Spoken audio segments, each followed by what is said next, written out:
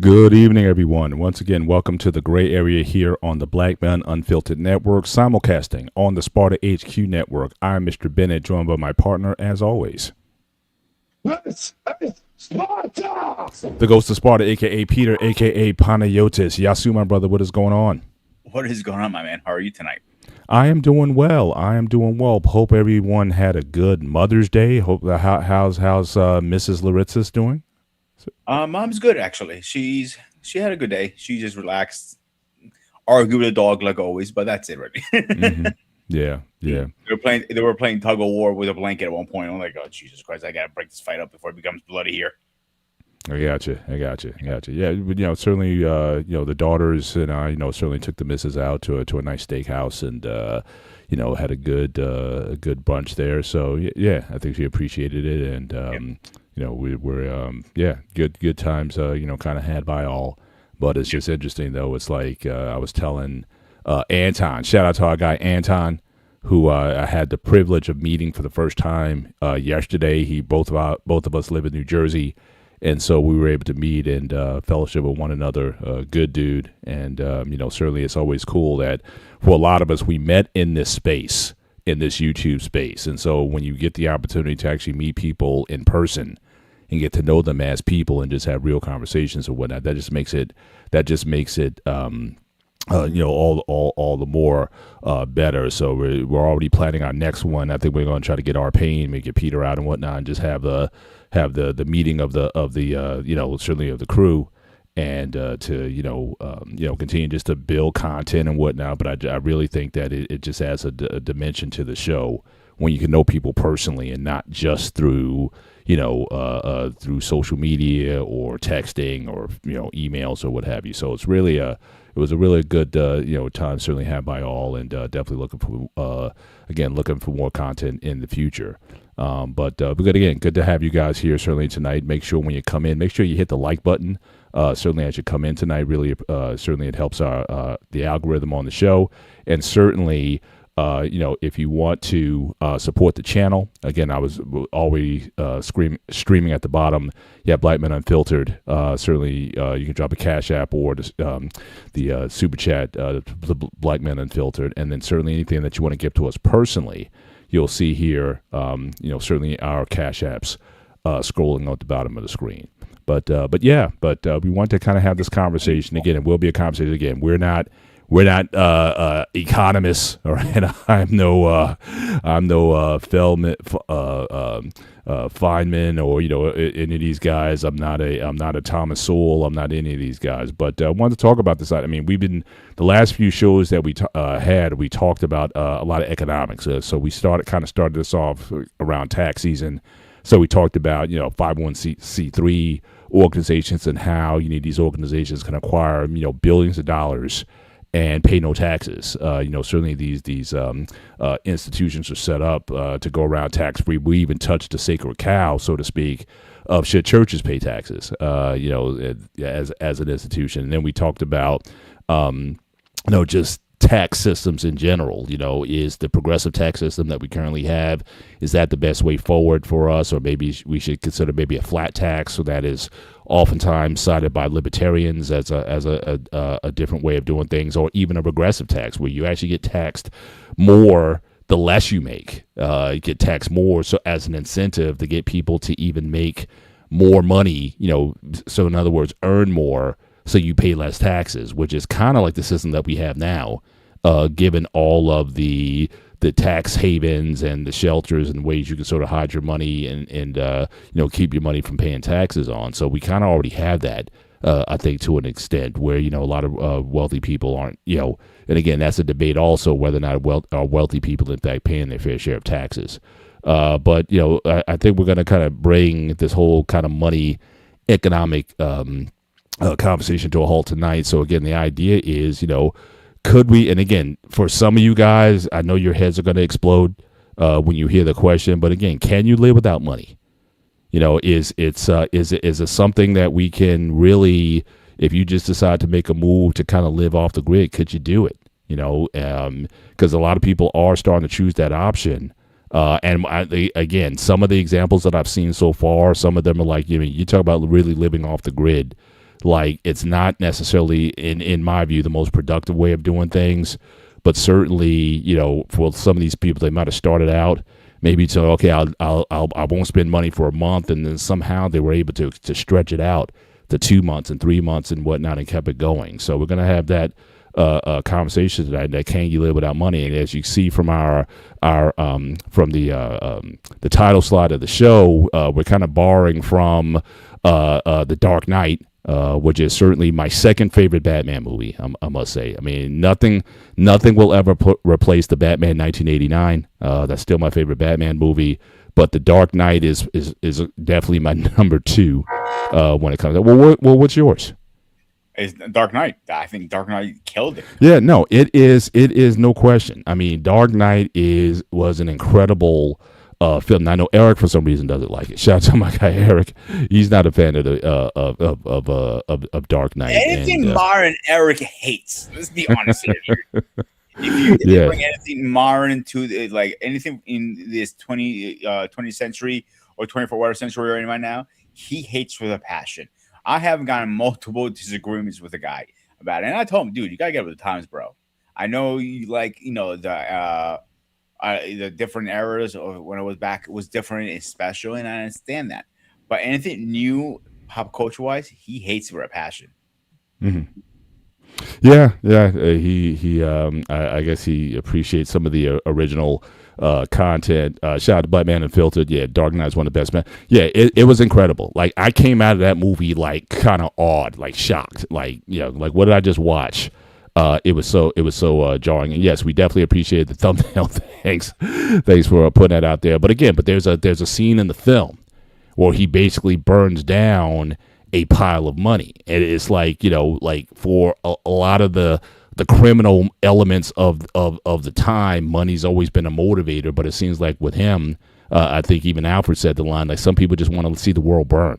Like, he kind of lived to see chaos, but he wasn't even though he would use money, but it's not what motivated him. So he would just take a match to a big giant pile of money and burn it up. And but that's not what motivated him. And so then we see that too, how much of what we do, the actions that we do, are motivated by the acquisition of money for money's sake, and not for something either honorable or nefarious. Like in his case, obviously, he had to get people to go along when he had to acquire certain things in order to do what he did. But certainly, but that wasn't a thing that he would, didn't matter what it was. It was literally paper. So what were your thoughts for that scene? Before we get into the Dark Knight series, was the most accurate theater movie that made as Batman to point A, because Batman is very dark, very broody, but we see Batman more like this little two shoes on the cartoons, and that's why people go to the 85 version more, because that's what it was. Mm-hmm. But the Dark Knight originally, the first issue of Batman, he had a gun. People forget that he was using a gun. And people forget how brutal Batman was. He didn't take mercy. He didn't take prisoners. He was taking heads. So with that scene, Joker was a messed up head person, completely. And him burning his stack of money, can tell you how screwed up in the head he was. But in a point, he was right. You could live without money. I don't believe money makes happiness. It makes you more comfortable in Mm-hmm. life. So you cannot depend on the money to make you happy. Listen, Paul, me and you have made money in the past before we met. Mm-hmm. Sure. Sometimes, you probably made more, I made less, I made more, whatever. I don't give a shit. Mm-hmm. But I realized over the years, as older I am and grayer, and before Greg makes a comment, fuck off. So getting wiser made me understand you can work all these hours. I do it. I still do it because that's what my title requires me to do. Mm-hmm. If I had a choice, I wouldn't do that anymore at this age Mm-hmm. because it takes time away from my loved ones, the people who matter more to me. I can make money anytime. Like, remember Comic Con? Do you remember how much I blew on Comic Con on you guys last year? Yeah. Yeah. In cash, by the way. It was like, he comes in, first of all, it's like, I was like, I'm acting as his bodyguard because this guy's, bringing 4 bills, in cash to these events or whatnot. Did I And, sweat it one bit? Did I was like, shit, I shouldn't be spending this. I should be spending. money doesn't, money doesn't sway in the way a lot of times people do, or people again brag about, the sort of money they make or whatnot as well. But it's just not a fact. It's like, I think you value relationship. Yeah. And certainly money is certainly something that can certainly help or, to have better experiences in relationship. But at the same time, you can't replace the relationship itself. Like if we didn't get along, it wouldn't matter how much money that you had, Right. we wouldn't be able to really do, enjoy that time. So I think it is a multiplier of whatever the quality or state of a relationship is, or it will reveal what that relationship is, but certainly can't replace what that relationship is. So, And another note, if we didn't get along, obviously these spaces wouldn't be exist. The gray area wouldn't be exist. The person hang out on my channel wouldn't exist. Spartan Student Network wouldn't exist. None of this would exist because we built a relationship, a very strong relationship, I believe, at this point. hmm, And to the point I consider you one of my close friends. And good example, when Alex passed, you were the first one I called, if you remember correctly. yeah, That's how close our relationship is. So that money didn't mean shit to me, to be honest with you. Didn't give a fuck. mm, Because I can go to work for a couple of days and make it up and not double but triple that very easily. hmm, Because I can get some side gigs or whatever. Money never stresses me out. As long as the bills are paid and everybody's happy and healthy, those are 3 key words I like. yeah, Just for can sure. go kick rocks, in my opinion. Definitely. And speaking of the devil, Eric's in the house, by the way. Yep, shout out to my guy again in the building. Certainly as always, appreciate your support tonight. But yeah, but And it's I'm gonna roast him. Dark Knight. It is a better movie than Day. you're gonna get him started. But he does thank you for the hospitality that he showed last year, certainly at Comic-Con. So I certainly want to acknowledge that. But yeah, but some of this, but some of this stuff. Yeah, shout out to again. I'm gonna butcher this name here, but it's a long name. 4840. Money talks. Mine keeps saying bye. Yeah, for a lot of people, it's still. But it's interesting. I go all the way back. It's interesting. I'm kind of an '80s guy. Obviously, I grew up in the '80s, and it's interesting that one of my favorite rap groups is Run DMC. And so, it's funny. They came out with a song, a rap back in the day about it's like that, and that's the way it is. And it's just some of the lyrics from it. It just rung true. I was thinking about the topic tonight. Again, money is the key to end all your woes, your ups, your downs, your highs, and your lows. Won't you tell me last time that love brought you close? It's like that, and that's the way it is. And so, this idea that we've always been certainly in America. Now, again, other countries, where the standard of living is different. Maybe people may not be as capitalistic or in pursuit of it. I know when my wife and I went to Jamaica 4 years ago, the one thing I noticed when we were there was that people didn't have, again, a fraction of what we have across the board. Like, the guy who was driving us around, he said the average Jamaican makes $30 a day. That's it. And when you look at some of the houses, like when we were going to some of the excursions and whatnot, getting out to the countryside, like a lot of the houses are like literally built with like tin foil and some cinder blocks and things like that. Some of the houses didn't have roofs on them. But it's the thing that really kind of got me, though, is like when you talk to some of the people, like, because we didn't stay in the resort all the time. When we got and talked around people, it's like even though they didn't have money,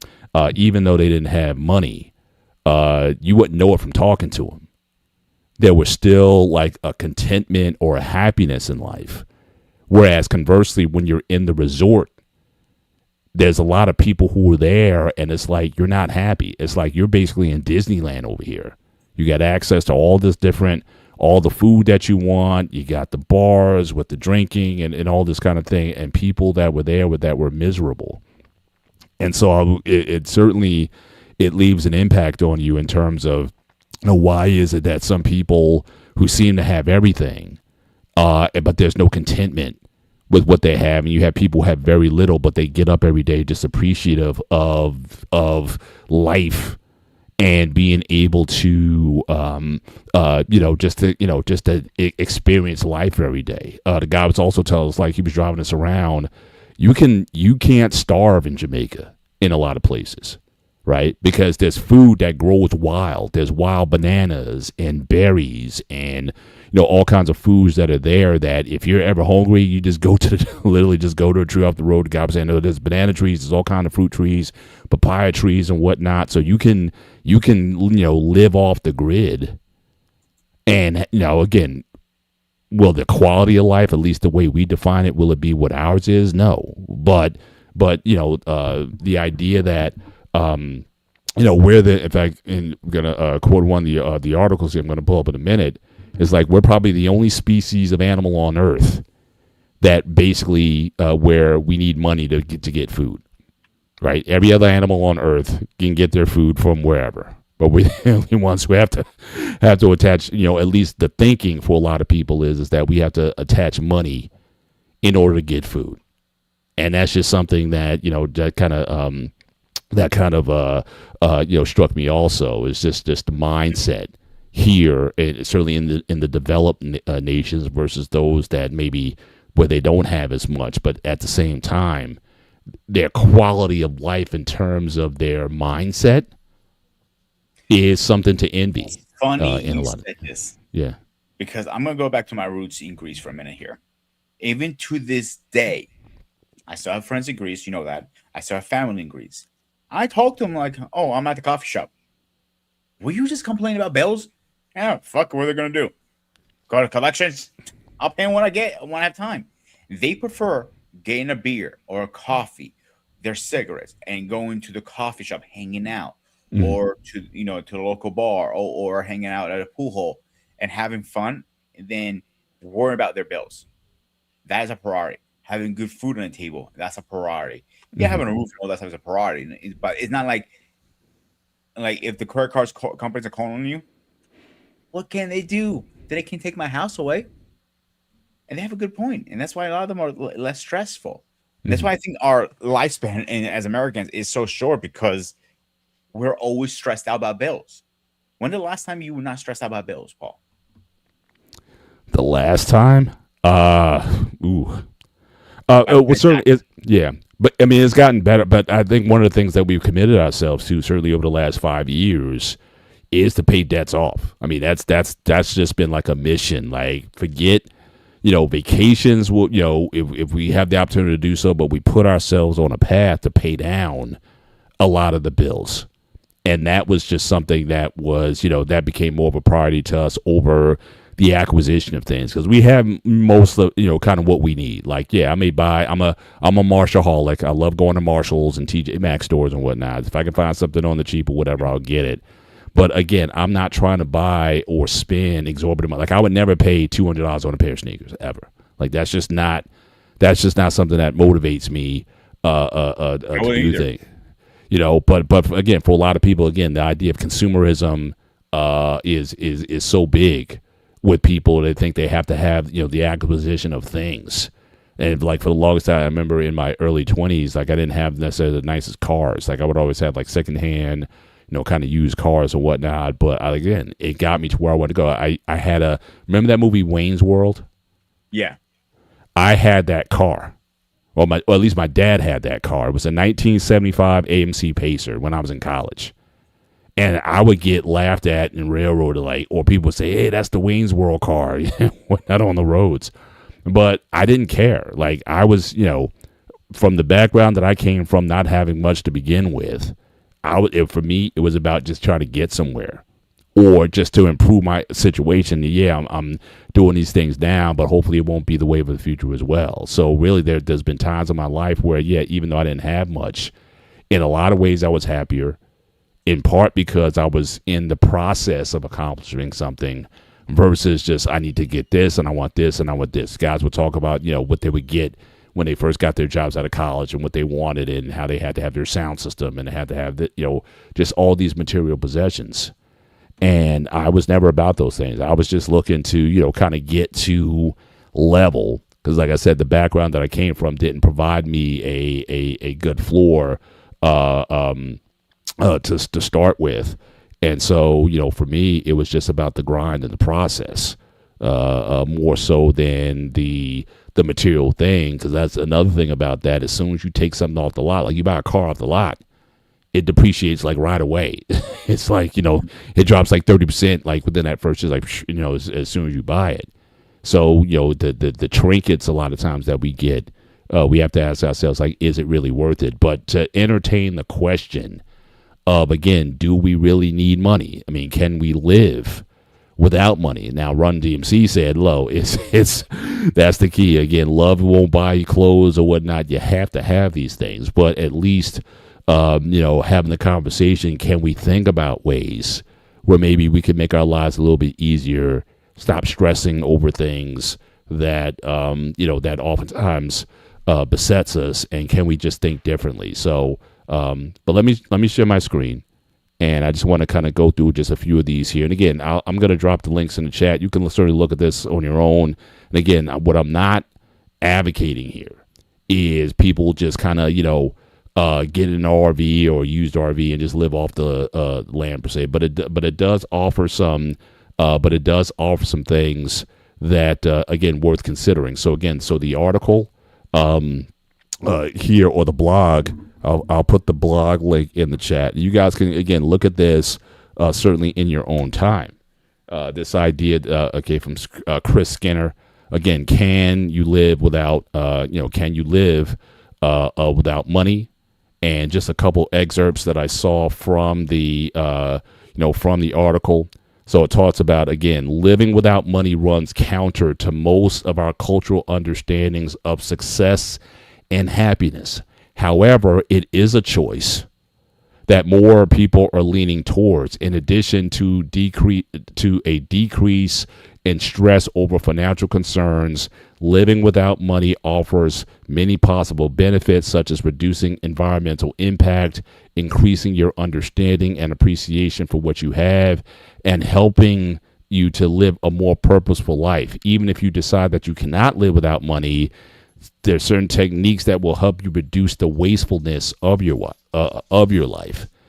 And even then, that was something I noticed just recently. Like I said, my wife and I, for our anniversary, went to Puerto Rico, and we saw like a big contrast between like the traditional Puerto Rican sort of landscape and what's being built there. Like I said, T-Mobile, right outside our hotel. Like if you just walk out our hotel, it's right there. They built this huge multi-million-dollar entertainment complex, and it had everything. It had all these restaurants.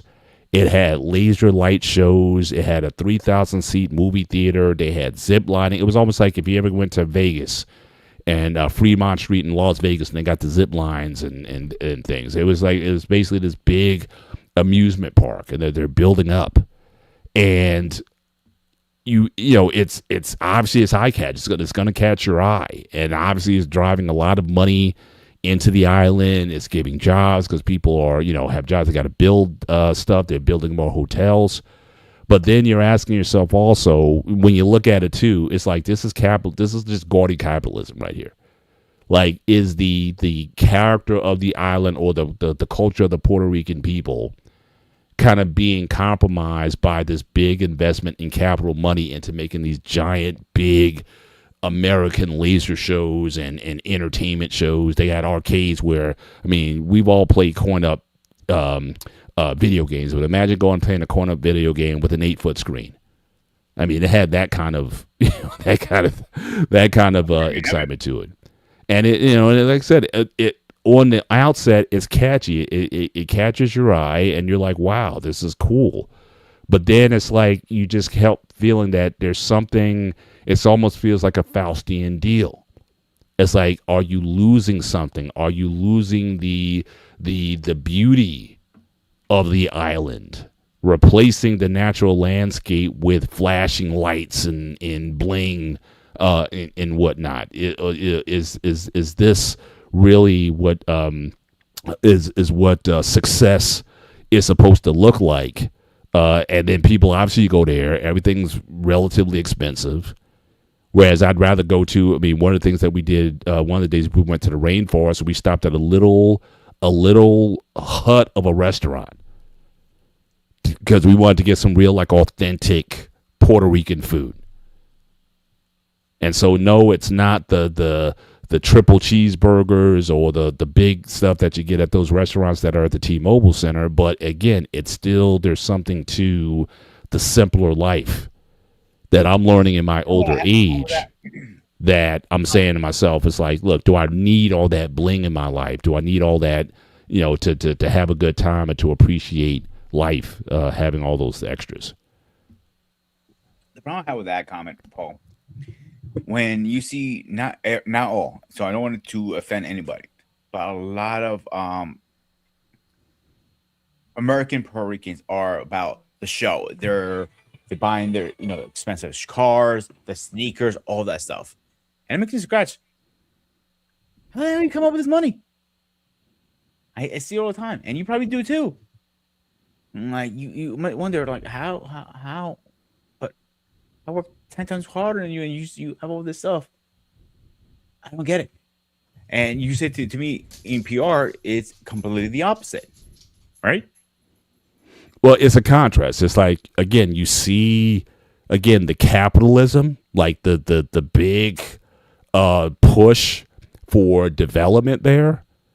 But then you get a chance to, again, when you get into the rural side, into the countryside and whatnot, you see, again, a simpler lifestyle. You still see, like, goats, like, on the roads. Mm-hmm. You see people living more of a farming type of lifestyle. You see them, again, just a less stressful existence. And you wonder to yourself, it's like, who's really better off? Like, what does success look like? Is it, again, the shiny object, or is it just observing what God already created? How have we lost some of that? I mean, even where I'm at now in New Brunswick here, they're building, like, the whole city is just being built up with just corporate buildings and whatnot, where you can barely see the skyline. Like, you walk in certain, like, on the main George Street, New Brunswick, and all it's everything is, like, shaded, because the sun can't even really get down, like, to the main street unless you hit it at certain times of the day, because the whole skyline is just filled with these just buildings and apartments and luxury apartments at that. I mean, it's not cheap to live in these places. And it's like, where's the greenery? Where's the can you see anything that's natural in this space? But everything around you is just kind of busy and running all the time. I kind of give credit to van lifers, because you see a lot of those van lifers popping right and left. Yeah, they drop all their money, all their savings. I really don't know. I'm going to throw a number, maybe 20, 30 grand into it. Mm-hmm. Do all the those modifications to it, and they live going town to town, traveling the country or the world, and they're happy. And, like, shout out to Trend the Traveler. He's one of those guys I follow, and I see him. The guy is always happy.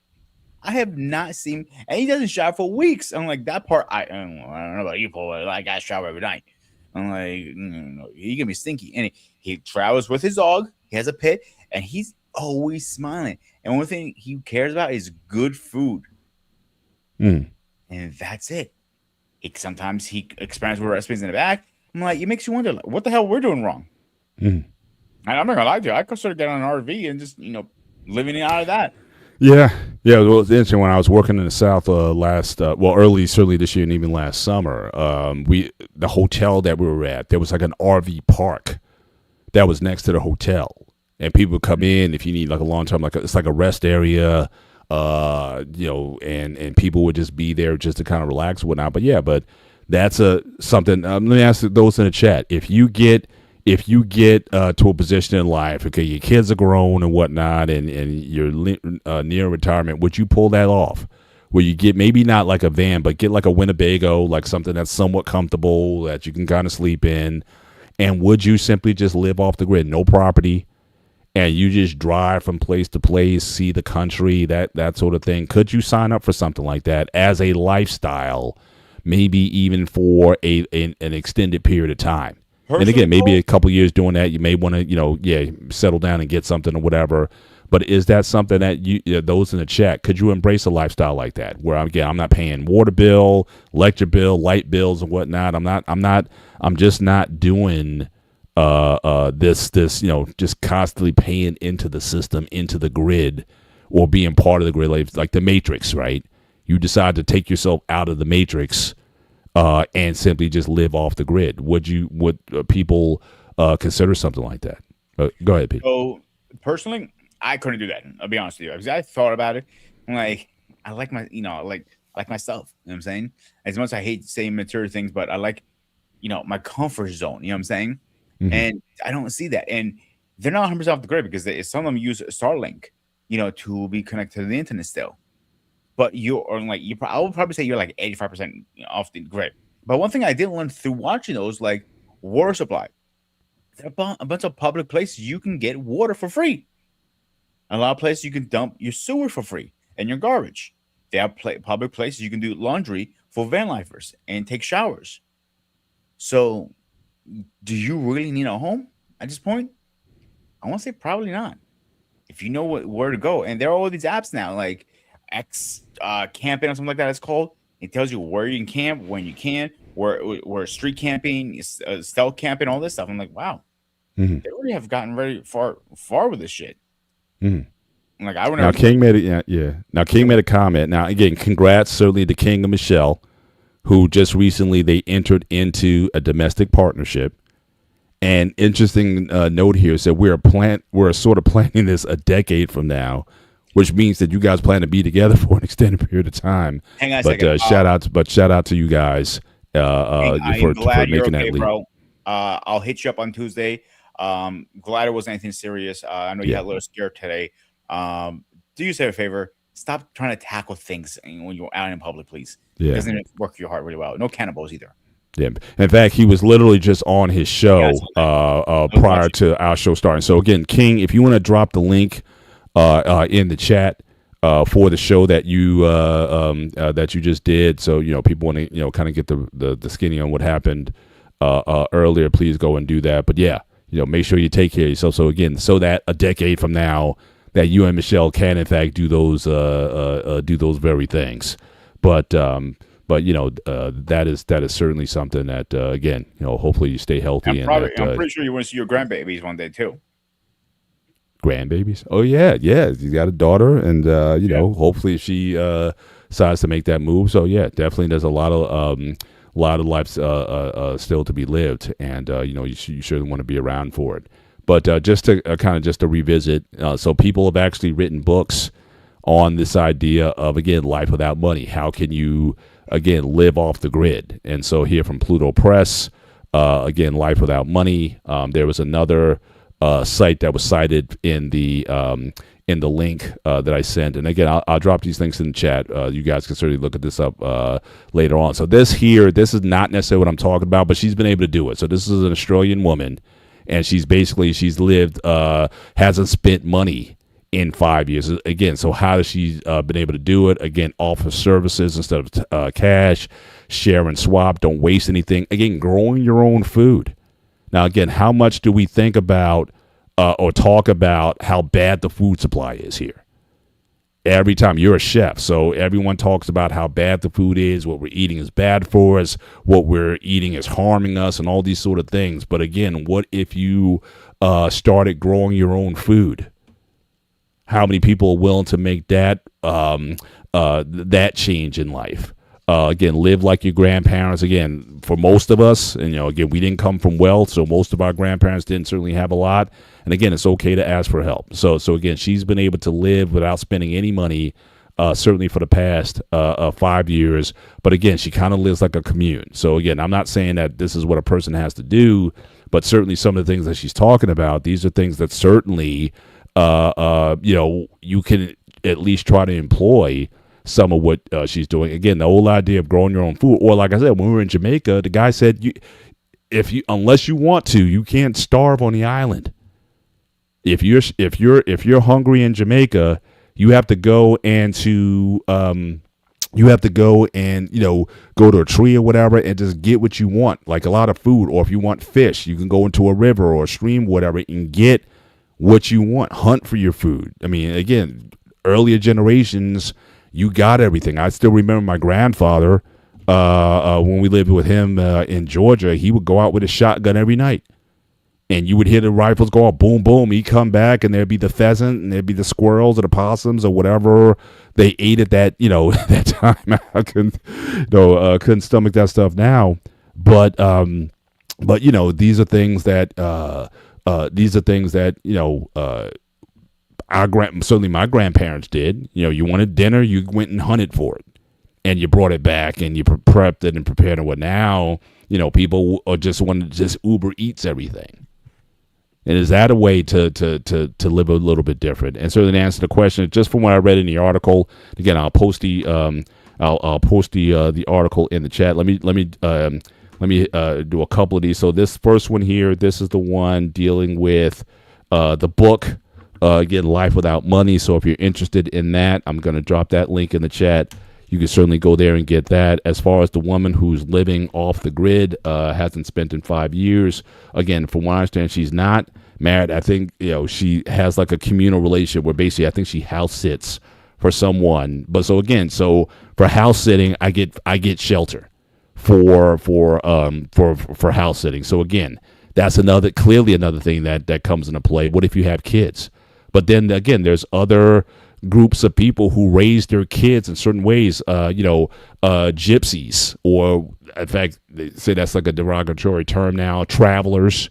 Again, Tyson Fury, former heavyweight champion, he kind of lived some of that life as well. Again, a lot of communities sort of live off the grid. We all know here in America, again, in your area, PA, Eastern and Western PA, the Amish, even though they're very industrial people and whatnot, and they sell goods and whatnot, but they live a very simplistic lifestyle. They don't have cars. They have very little electronics. Again, a very simplified type of lifestyle that they employ. But so it's possible, and they raise their kids in that environment. So go ahead. So when I found the breeder that I bought Apollo from, he was a Amish. If you remember me telling you that. Yeah. I went up for State College of PA. And when I got to the property, very, very minimum stuff. He had a decent property, don't get me wrong, with, decent house, but it was like no electricity, no nothing. I was surprised he had a cell phone, to be honest with you. Mm-hmm. But that's how he makes his money, by breeding dogs and, farming and everything. So he needs to be able to communicate. But it's very minimum, very, very minimum. Like, they still have the outhouse. They shower, when they can boil water. It's like in a bath. So yeah, it's very minimum. Like, yeah, could I do that personally? Well, here's the crazy thing about it. If you talk about the timeline of humanity, we've done this for thousands of years, right? I mean, in the last 100 years, well, I wouldn't even say that, because I know the Romans had plumbing, and, ancient civilizations had plumbing, but it wasn't like in mass. So again, these sewer systems and whatnot, they've been around for a minute, But really, in terms of like modern conveniences, again, having gas stoves, having electricity and whatnot, you're really talking like in over 100 years. Like I said, that the house that, like I said, my grandfather lived in, they had an outhouse. We bathed in white bowl, these big white metal bowls. You took a bath sort of in that, or you jumped in a river or the water or something like that. I mean, the idea of having a shower, and this is like in the 70s, wasn't necessarily available to everybody. So there are places like that. Like say you go to Jamaica, this place. In fact, in Jamaica, they don't have like the hot water. They have these tanks, these water tanks that are on top of the houses, and because it's because it's hot, so that's the water. So again, the water heats up in these tanks or whatever, and then when you want the water, it's there. But again, a lot of those water tanks are also supplied with rainwater. And so, how do you are able to have those things? Yeah, a lot of people are depending on what nature gives them. Two things. In Greece, they have something similar. So when you want to take a shower, you turn the switch on. You wait 10 or 15 minutes to get water. You shower. You turn it off. That is what most common houses have. The newer houses now, it depends on the house. Not all of them have this.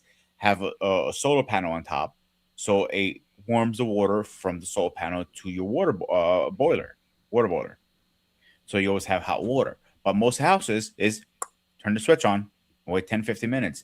And a lot of countries still run that. I know Japan is one of them. China is another one. I'm pretty sure Jamaica is probably one of them too. They turn a switch on to get water hot. Yeah. Because sun, it adjusts. If you want to shower at night, the sun's not there, so you have to turn it on.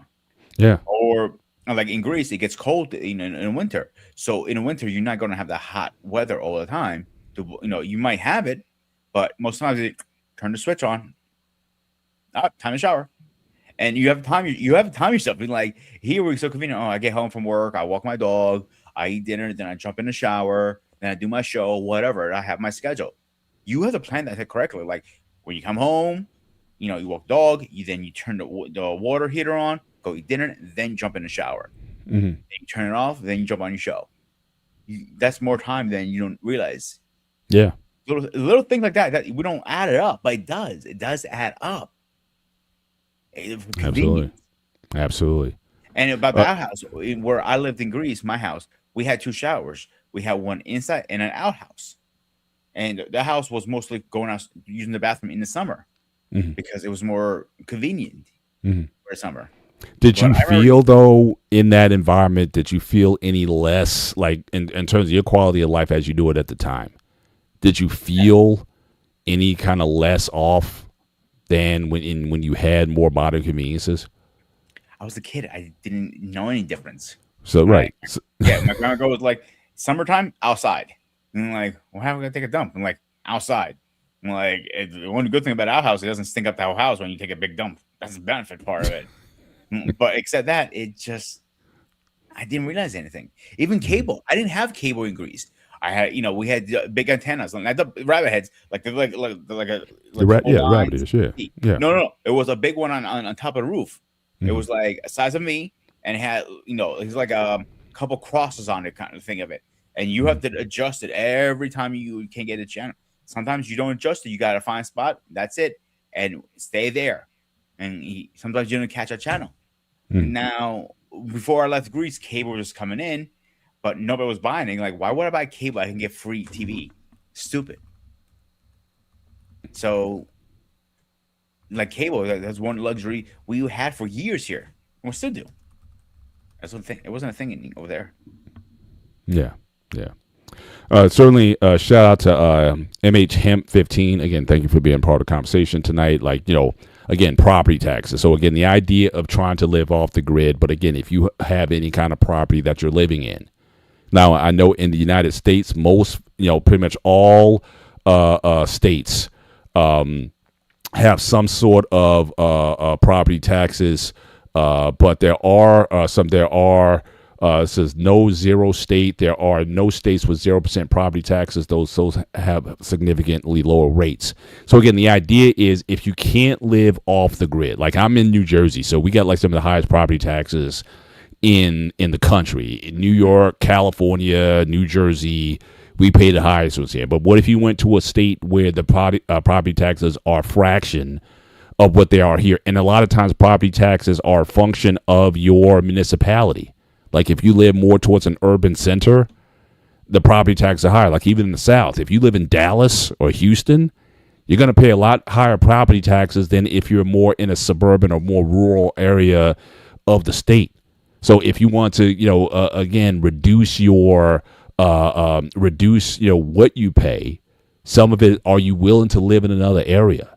And think about it also, property taxes for the most part are, a lot of them, at least in my area, most of my property taxes go for education. They give me every quarter I get a bill and it breaks it down what my property taxes are and where the money, what percentage goes here. About 60% of our property taxes go to the educational system.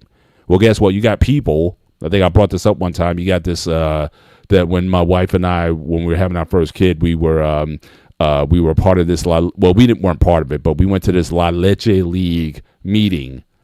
And for a lot of these people, they definitely live off the grid. Like these people homeschool their kids.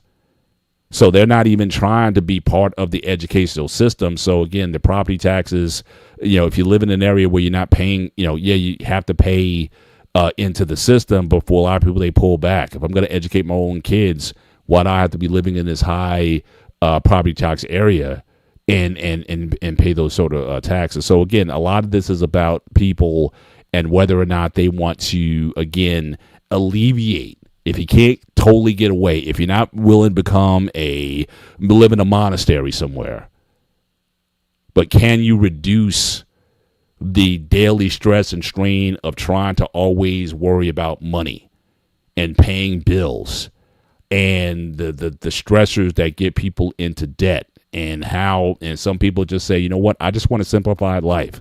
So again, for those who decide to live in an RV and just live off the grid, homeschool your kids if you still got them. But again, I'm talking about like, especially if you're an older person, like person my age, I'm 56.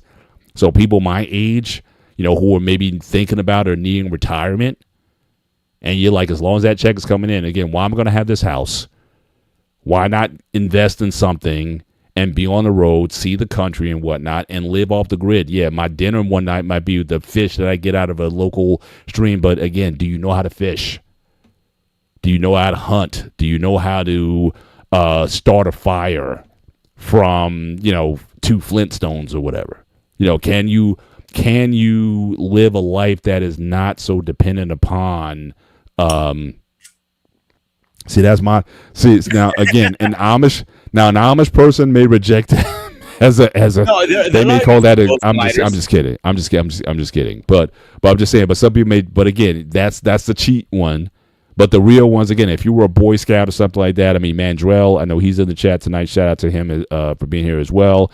You may be able to learn how to light a fire having very little. If you're in the military, I know they give you a lot of equipment to do certain things. But if you were in a desert or someplace where you had to survive, I'm sure you've been taught certain things, how to live off. Like Rambo, who I know Mandrell loves, he was able to do a whole lot with just a knife. Hunt for himself, make weapons, start fires, do all kinds of things just off of that one tool. As long as he had a knife and he had a compass, and he was able to do a whole lot. And are people in positions to fend for themselves if they had to? And that's also part of this conversation. If you don't want to live on the grid, could you sustain yourself and your life? Could you learn how to grow some things? Learn some basic farming, get some seeds and plant your own gardens or plant your own, grow your own vegetables and whatnot.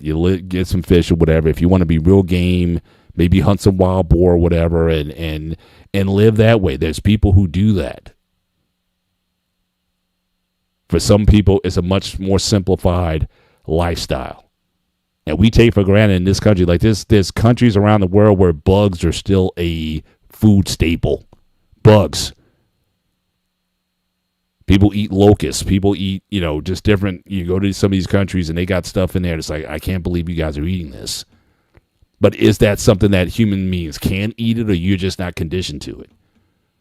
But again, could you do something like that and live in a way? So again, we talked about Rambo does that. Even the Equalizer, right? I think the last Equalizer, he was kind of living off the grid. Again, I don't know how he got his money, but he was able to certainly, again, live a life and wasn't worried about, making a living.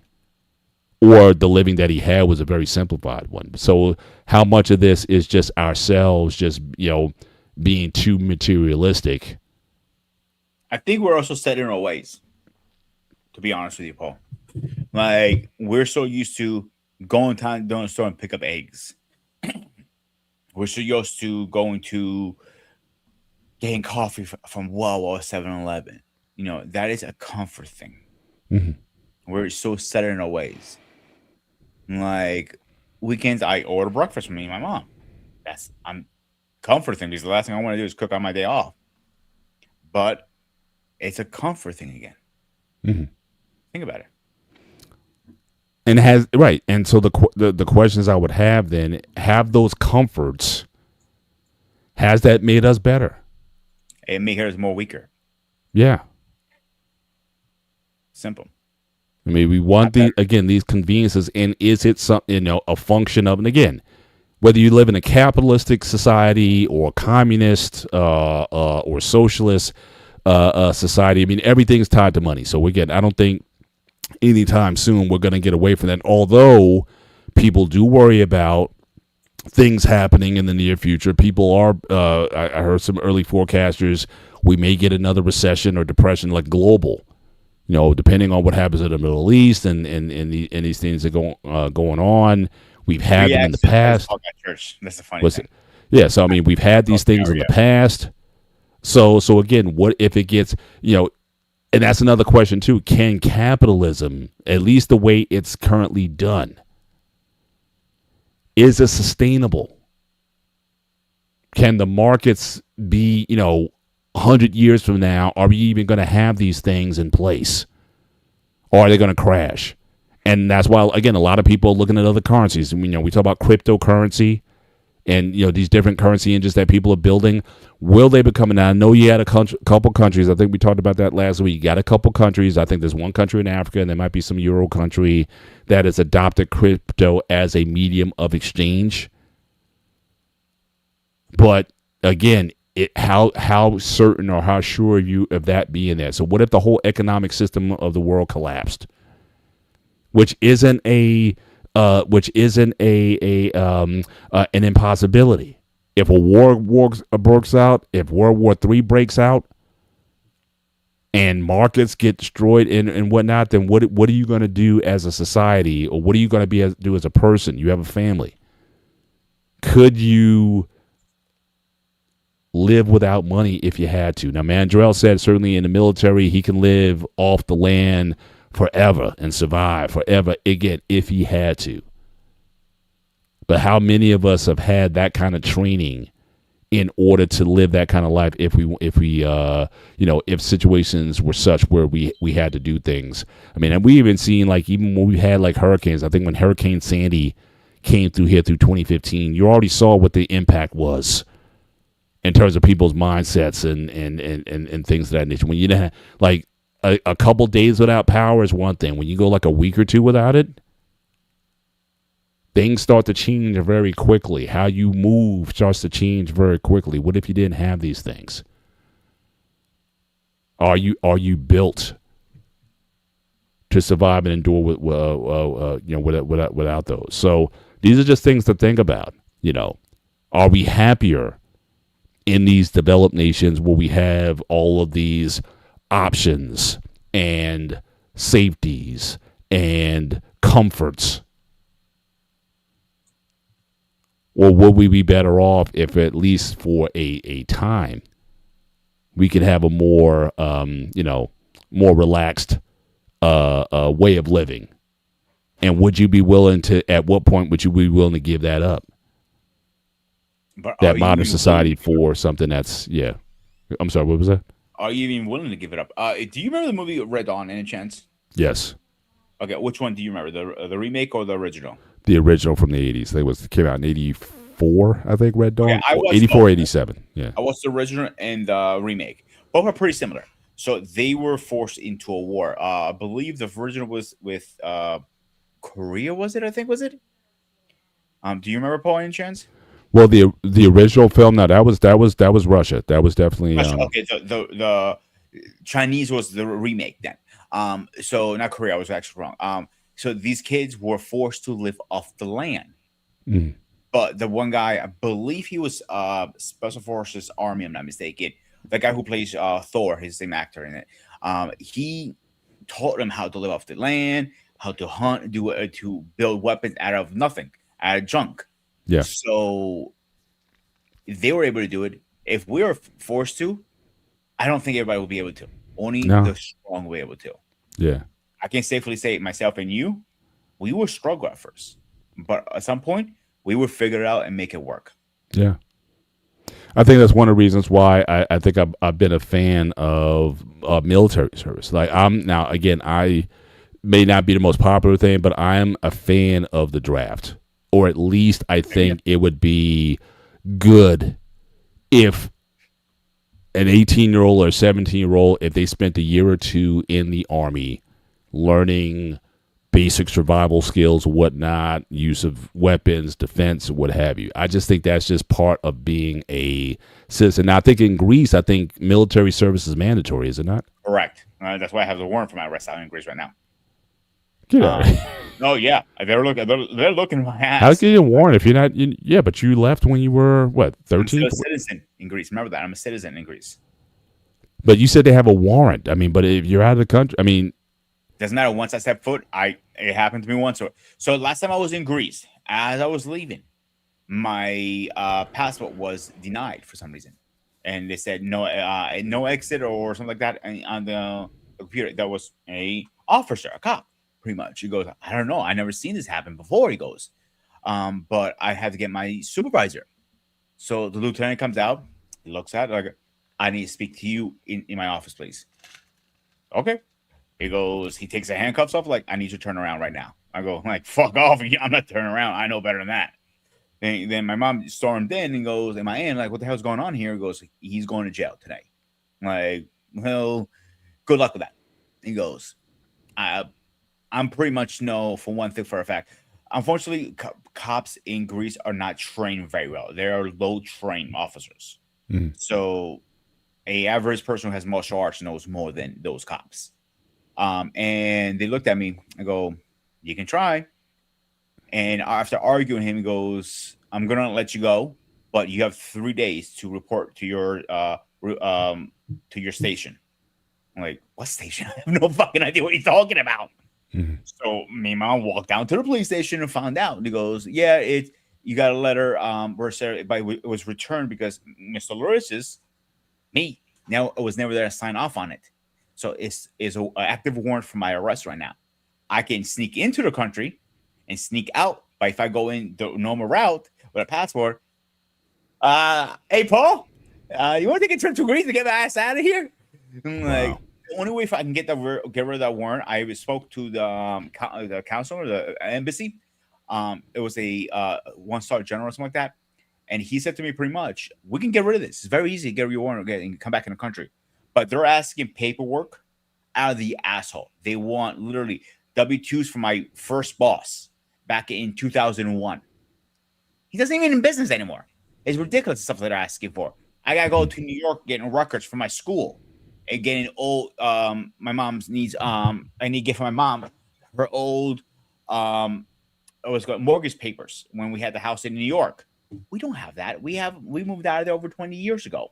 Mhm. Think about what they're asking. This is some ridiculous. I looked at the guy. I go, not looked at him. I said on the phone to him. When I said to him, I'm like, dude, you know this is ridiculous. What you're asking. I can't get this stuff. Like, unfortunately, I agree 100% with you. I had 10 people who asked for this. It's only 1% who is able to do this because most people don't have records to this stuff. Mhm. Yeah. So, back to the draft thing. You're 100% on right. I have said it on this show the barbershop show, and even on my channel, we need the draft for multiple reasons. One, to toughen up these little pussies out there. Two, survivor skills. And three, is every other country does it but us. Why not? You say you have a lot of volunteers. And if majority still in the chat, on time too, if you guys disagree, please tell me. I'd be happy to have that discussion. But I think we need to draft more than ever. But not this current military we have, like they're allowed to have their cell phones, or you a little too harsh to go report you. No, no, no, no, no. I mean, a real military service, like it was. You fucked up, you get smoked. Simple. That's how it is. Same thing at work. You fuck up, you get your ass shoot out. Simple. Yeah. And again, we're not trying to paint. I know.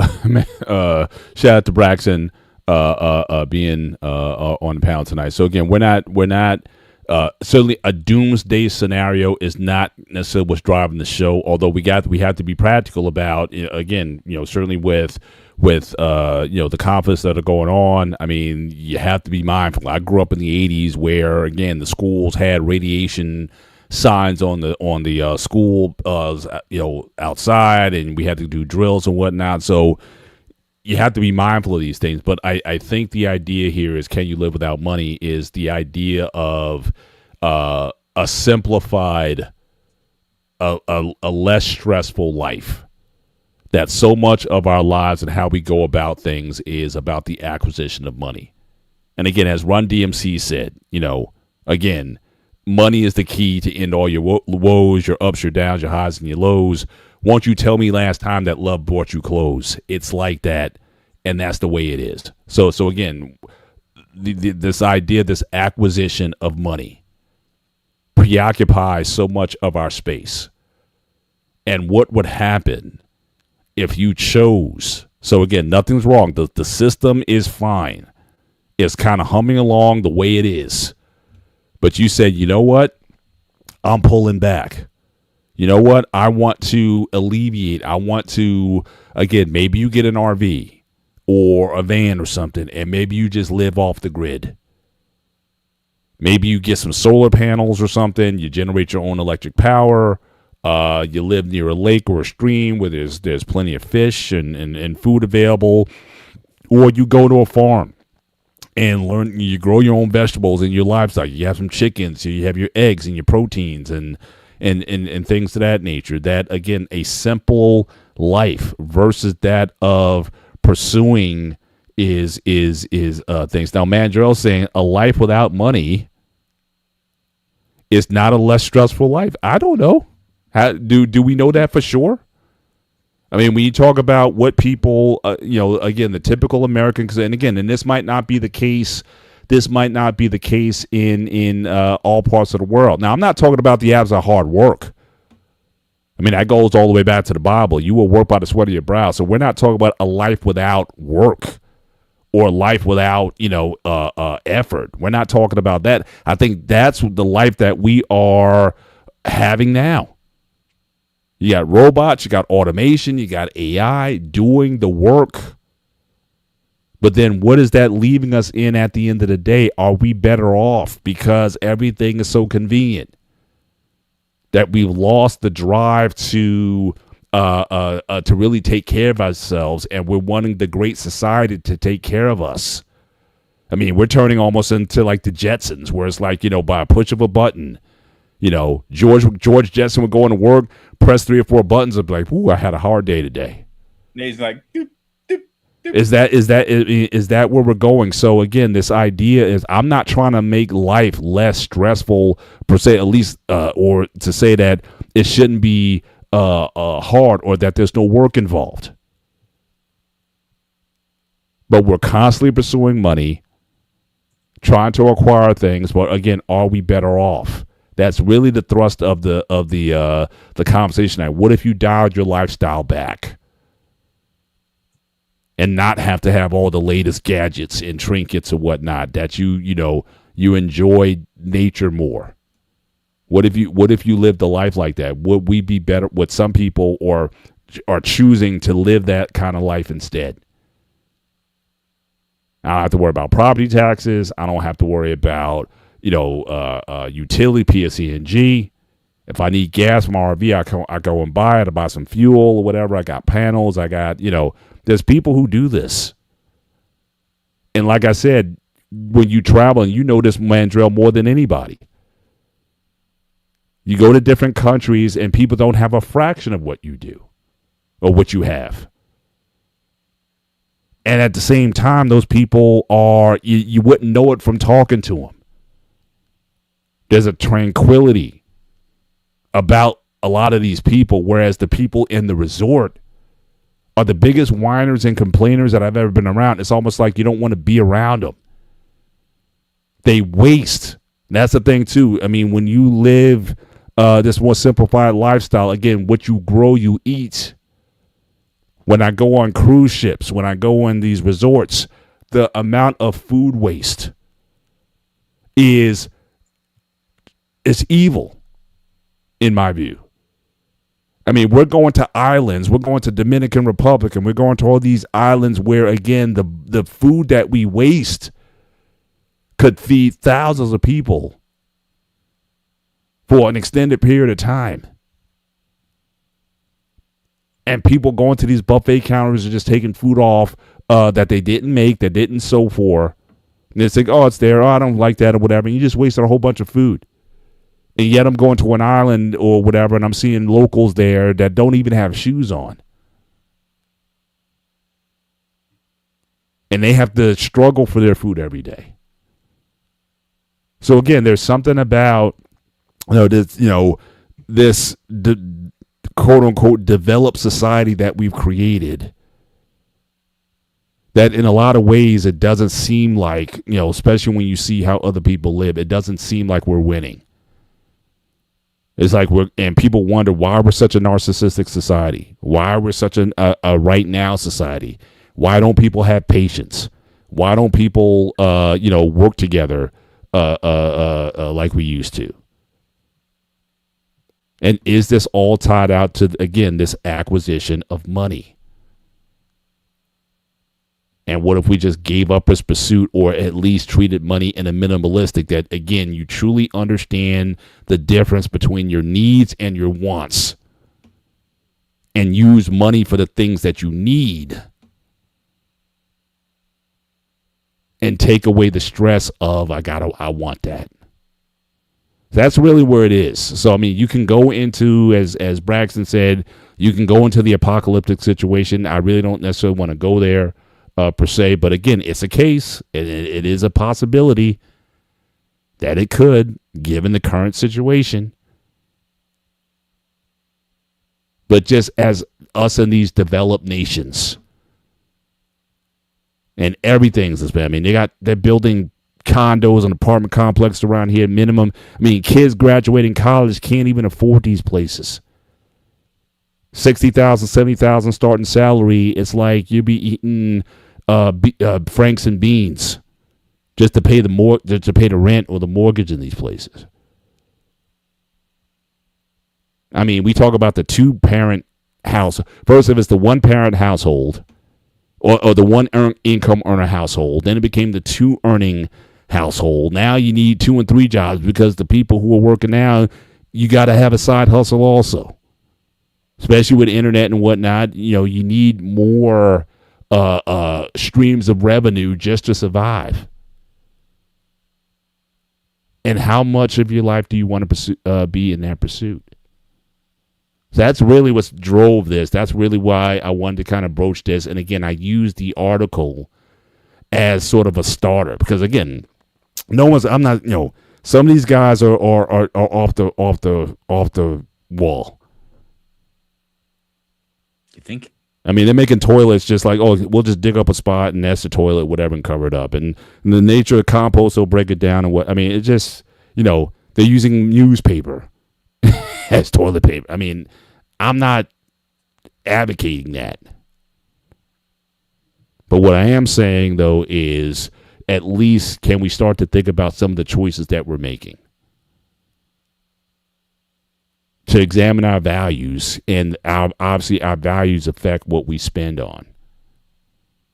And is that a conversation worth having. So yeah, so absolutely. I know we got a lot of chat that came through. Yes, you still have to work for everything. Yeah, I'm not trying to take away work and farming and all those things. Yeah, that's hard work. But again, I've been around farmers, as I'm sure you have. And yeah, it's hard work, but it's good work. Going to the gym is hard work. Just doing anything is hard work. Look at what I do for a living. Yeah, My job is technically all physical labor yeah, because we're on my feet between 8 or 15 hours a day easily. And I hear people complaining like you gotta get a kick out of this. So I can't say names, but we have there's a parking area. It takes us about 10 or 15 minutes to get to our building, right? And we had her fire her. This is multiple reasons. That was the only reason we fired her. She requested VIP parking in front of the building. My boss laughed. I don't even get that. He goes, and I'm the GM. Deal with it. So the people are like, like they feel like they are. The world owes them something. Nobody owes you anything but you. End of story. Harder you work, more you get back. Simple. And that's what comes down with the money end of the day. Harder you work, more money you make. But people feel like they're entitled for something now these days. Definitely these kids coming up this world today. Mhm. Yeah, and hey, shout out to, again, Steve Kelly Belly. Again, thanks for coming through tonight. Yeah, this is this isn't open. There's no right or wrong answer. Like I said, me and Peter, we're just having this conversation. We're inviting you to the conversation and showing your views on it. So some people, again, it's like, no, accumulate a great savings so you are more capable of affecting your choices. That certainly that is reasonable. And don't get yourself into a bunch of debt. That's also very very reasonable. Braxton, one reason is because people are not going to beat around the bush about something. People aren't for the okie doke now. Mr. Bennett, I'll just say, oh gee, if things continue, this is how the future will be. Either like the films like Mad Max, Fury Road, or V for Vendetta. Yeah, I mean, you can, we have to be mindful that it's almost like what we're building or what we've built. And again, in a relatively short period of time, I can't stop stressing that. 150 years ago, people weren't having this conversation, but people were getting along. People were having more kids. I mean, you hear the conversation now that people are having fewer children or choosing not to have children at all. We've had shows on that very topic. People talk about it takes $280,000 to raise a kid from baby to age 18. But I'm asking where to get these numbers because the ancestors didn't have $250,000 or $280,000 to raise kids, and they had a lot of them.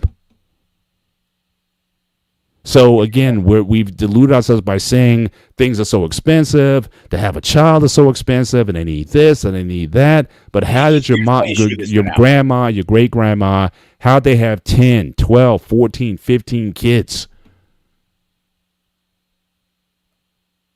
So again, is this stuff we're just telling ourselves? Or are these real problems? So these people are complaining kids are expensive, and kids are expensive. And you know this better than I do, and because you had 4 of them, so having 4 kids is not cheap. But having one, I see them going out and buying these most expensive strollers. They're costing you $4,000 a stroller. Why? Why can't you buy something a little cheaper that costs you only 150 to 200 or whatever? I'm not sure how much strollers goes for, but you don't need to buy the Lamborghini stroller or something that has Gucci on it. I see these little babies walking around with Timberlands, and they're like $80. They don't need Timberlands, and they can't barely walk.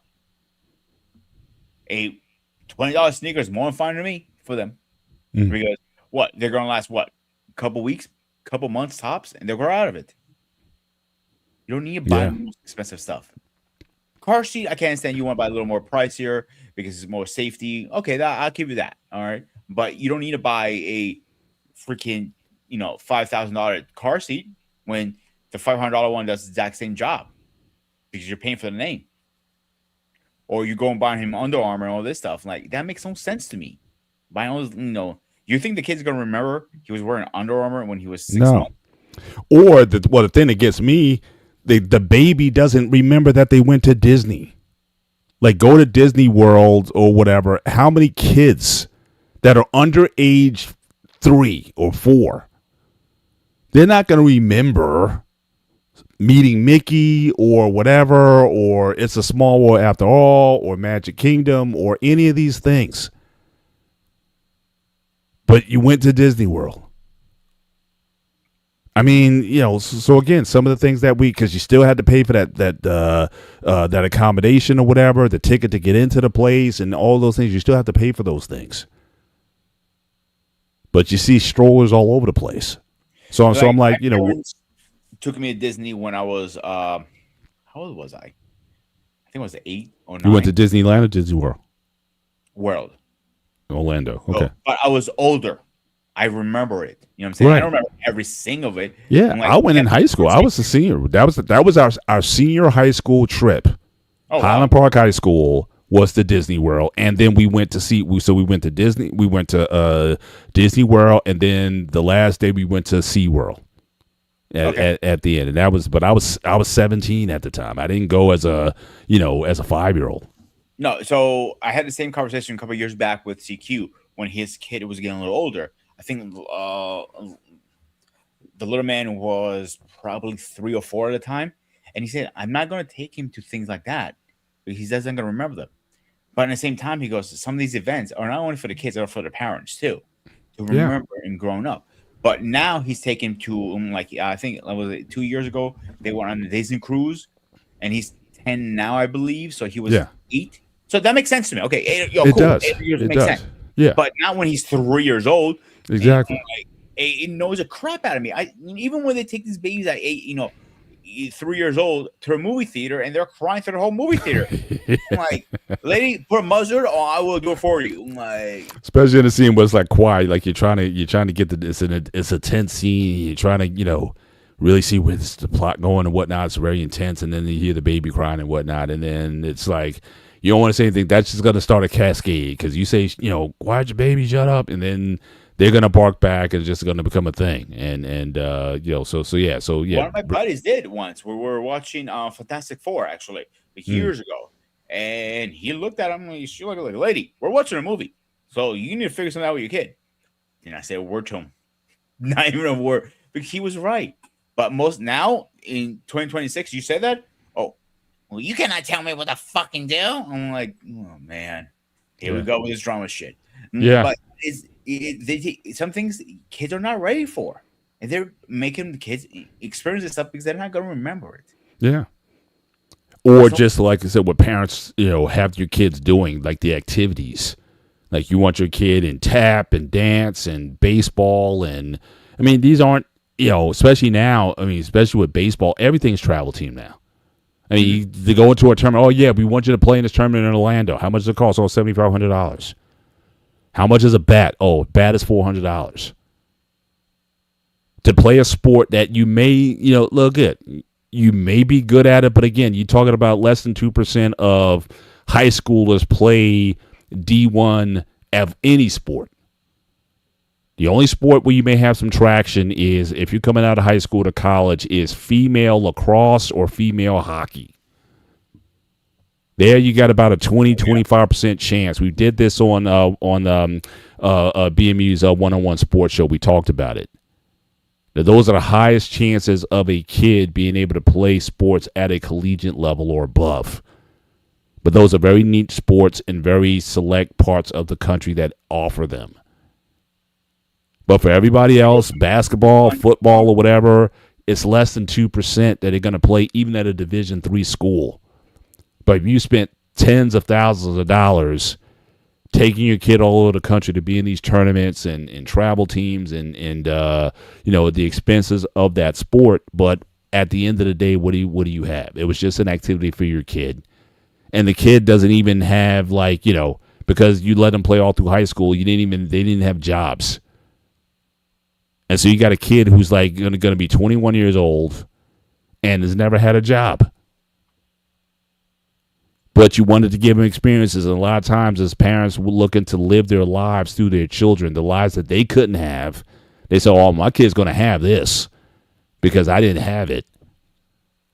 But are you really giving them something at the end of the day? I mean, my kids, like I've shared before, like when my kids turned 16, they had to get jobs because we were cutting off. It's like, you're not getting an allowance from us. If you want money, you're going to have to get a job. We will give you the basics. We will feed you.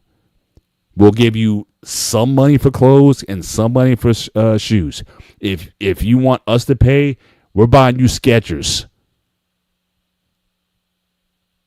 Now, if you go and make money, so we'll give you Skechers money as a floor.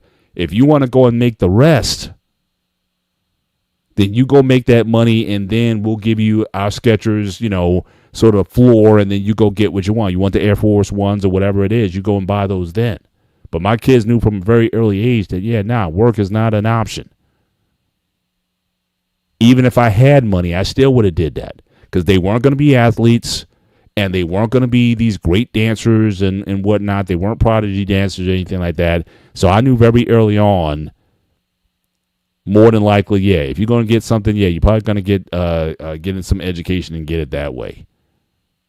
And so we weren't going to pay for stuff or have them involved in things. You got one activity, dance. They all dance, so you get one activity. But even then, we weren't going to go. They weren't dancing at the academy and going like dance moms and going all over the country and stuff. No, we weren't doing that. Y'all aren't good enough. And we weren't afraid to tell them that. Again, know kind of where things are. So, again, I think we got off on a little bit of a tangent there. But realistic about, when it comes to spending money, can you be a bit more realistic about what are the things that are needs and what are the things that are wants? It just seems like more and more of us, we live on things that you want. Do you have to have, sorry, Pete, do you have to have a $500 gaming system? Like I said, I never dropped the last video game system that I owned was an Atari 5200 back in 1983. Everything else, I went to Eric's house. We played when he got his Nintendo NES. We played that. When we were in college, my roommate, he had a Sega Genesis. We played that. And then after that, I went to the computer gaming route. And a lot of those computer games were free. So Wolfenstein 3D was free. I mean, I downloaded it and was playing it. And then when Doom came out, I got that for free. So again, I didn't spend a ton of money on just getting a system that's like, there was a time they were coming out with new gaming consoles like every year or every other year. So I was never concerned with the latest and greatest gaming system. But we live in a society that says, we have to have these things. See, how I do my purchases, major purchases, anything over 100 or 200, is what is it for? Is it need or is it going to be waste? So with my PlayStation, I broke down. How often am I going to use it? I use it every weekend. Something I enjoy and relaxes me. Okay, I can at least value the numbers on that. Like, the TV, could I get something smaller? Yes. But, I use that on a daily basis. I'm not saying it doesn't make an excuse, but could I live without a TV and a PlayStation? Absolutely. No issues there. But again, I'm comfortable with that stuff. Once you get comfortable, it's hard to break habits. If that makes sense. Yeah. Yeah. Like, there are so many other things I don't see why we should spend so much money on clothes, for example. Like, have you walked into a high-end, no, I don't say high-end, like a name brand store like Under Armour and Nike and any of those stores, how expensive the shit is sometimes? Mm-hmm. $60-$70 just for a pair of sweats or hoodies. Yeah. You can get it for like $20 or $30 on Amazon. This doesn't say Under Armour. Okay, whoop be fucking deal. Or go to clearance rack. You can get it for $20-$30 from last year. Like I said, that's one reason. I go to Marshall's. The first area I hit is the clearance rack. And like I said, I have no shame in, like, I think this shirt was like $10. This Puma shirt was like $10 at Marshalls. This was like $5. Yeah. So again, I've been to thrift shops. I've been to, a leather jacket that I have right now. I got it from from a thrift store. Several items that I have that I've been able to accessorize and put together. I'm not ashamed to go to a thrift store to get certain things. I've gotten gym equipment from thrift stores. So again, I'm not, like I said, I've never been so taken away or smitten with brand names or brand labels or whatnot. It's like, look, can I rock with this? Does it look good? Or whatever, so I'm not breaking the bank. I put the fits together. In fact, I used to, in my early days on Instagram, I would post, fits that I would put together. And I said, what I'm wearing now probably cost me $25. The pants were 10, the shirt was 10, the shoes were, maybe 15 or 25, whatever. But, I would say definitely under $50. And look, I got this hookup for this. I didn't have to spend, hundreds and let alone thousands of dollars for a look. So again, it's like I said, I've just never been someone who's been so spent. Yeah, I gotta have Nikes or whatever. Do I like the shoes or not? Are they coming nowadays with my feet the way they are now? I need to get, I'm wearing the more orthotically helpful shoes. A lot of the Stacey Adams fancy dress shoes I used to buy. I can't wear Stacey Adams anymore. At least I'm not without an orthotic. So yeah, give me kind of like the shoe that's almost like a sneaker. It has like a sneaker sole, but it has a shoe top. So I can allow for orthotics to be in there, and I can tie them up, whatever. But even still, I just picked up a pair now for $35. I just picked up a pair, wore them today. They didn't flare up my plantar, and so yeah. But again, spending over hundreds of dollars on shoes now. I mean, I'm way past those type of expenses, and so really, like I said, the idea tonight is, again, can you make some changes? Now, again, if you got money, you think you got plenty of money to spend or whatever, then maybe this conversation doesn't apply to you. But for the regular people, are there some changes that you can make to free up your money so you can save more, or not be so enslaved to having to have all the name brand items and whatnot? Can't you do something? Now, Mandrell, that was a cheap shot, sir. I would almost say that's an ageism thing, but you're gonna get it too. Just because you said that, you may develop plantar in the next few years. Just stay ready. Wearing all those combat boots for all those years is going to catch up to you at one point, sir. So I'm just saying. See, shoes, I do understand if you want to spend a little extra bucks, not too much, a few extra dollars to be comfortable. I get it. Like my work shoes, some of these slip resistance can go up to 80 to 100, 150, up to 200 range. 6 months to a year tops you can get out of them. If you're on a very traffic kitchen, then I do understand that, because that's your primary wear for work. I'm not going to push back on that. I get that. My range are usually 60 to 80 for work shoes. For sneakers, it really depends on the sneaker. I would not spend anything over $100 tops. And I'm really pushing it. Like the last pair I bought was a year ago, I think, was it? Pair of Pumas, $30 off Amazon. I do a lot of my clothes shopping off Amazon because that's where I find the best deals. Yeah. They're not a name brand. Yeah. Now, let me ask the military guys, Anton and Mandrell, do they still have Army Navy stores? I'm curious. Either on bases or on, in certain areas where, again, you go, not to say you go to a name brand store and get a military discount, but I'm talking about the idea of the Army Navy store where you can go and get dress stuff, not necessarily the fancy brand names, but again, practical clothing, khaki shirts, tops, certain good socks and things of that nature for very cheap prices.